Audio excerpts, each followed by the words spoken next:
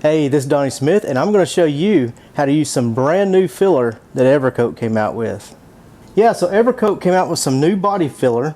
It's a Optex Rage filler, and the cool things about it is it turns from pink to green. When it turns green, it's ready to sand, no guessing, and it's also can be applied over sanded OEM, original paint.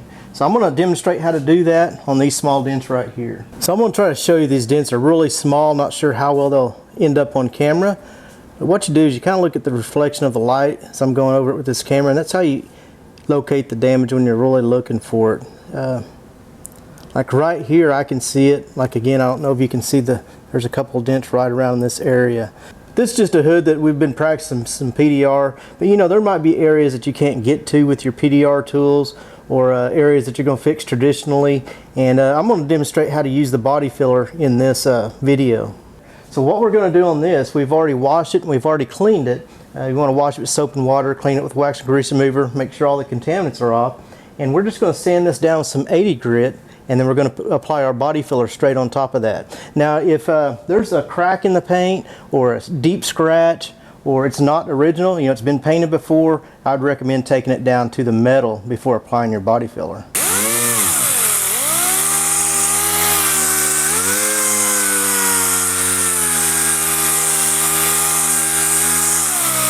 Okay, now we've got it all roughed up, gave it some tooth of body filler to stick.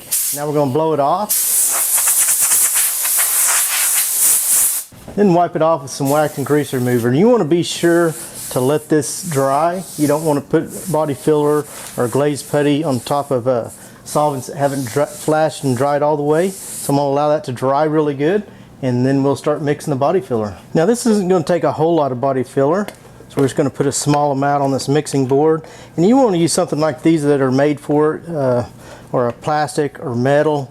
You really don't want to use regular cardboard because it will absorb some of the resins in the filler. Also with your hardener, you want to be sure to knead it real good. I'm going to get some of the air out of it, and that is just mixing it up in the tube. If you don't do that, sometimes this will separate on you and just a liquidy substance will come out. So be sure and mix it up in the tube. And now I'm just going to apply a small amount of this.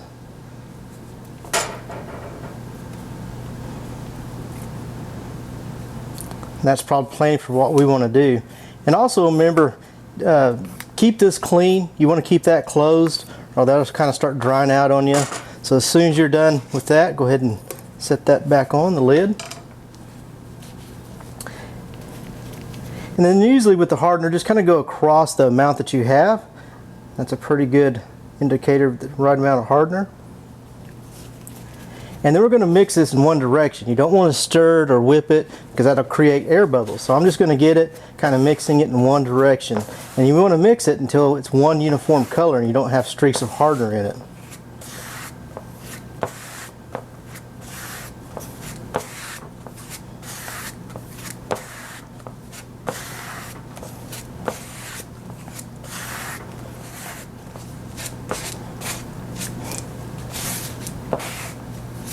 Okay, now we've got one uniform color. Now we can go apply it to the panel. Okay, so we just had a couple of small dents around here. We don't necessarily want to go all the way down the edge. I wanted to sand that much just in case we got some filler on this area. You don't want it to be on unsanded area. I'm just going to put a small amount in this very first bit. I'm going to push down real tight, just pushing it into the sand scratches. So I'm pushing down real hard. Then I want to come back and just fill it a little bit.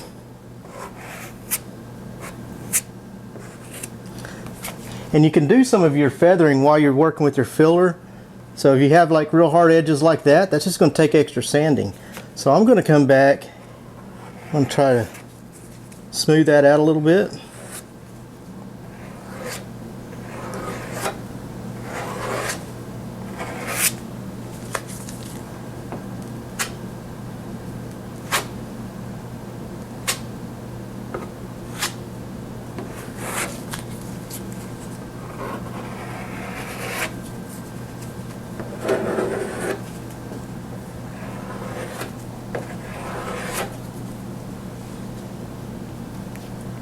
And now we wait and let it dry, and then we'll block sand it. And in 10 to 15 minutes, it'll go from this to that.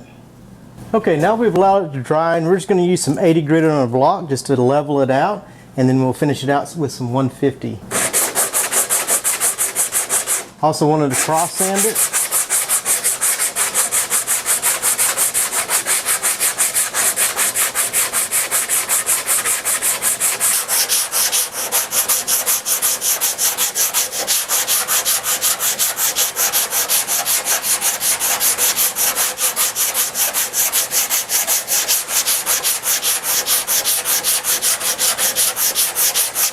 Okay, we have it fairly smooth now, fairly level. Now we want to take the 80 grit scratches out using some 180. Don't be afraid to use a little guide coat. That'll help indicate highs and lows. Now we're just minimizing the scratches. You see how that guide coat shows you where those scratches are at? You just sand that until all the guide coat is removed.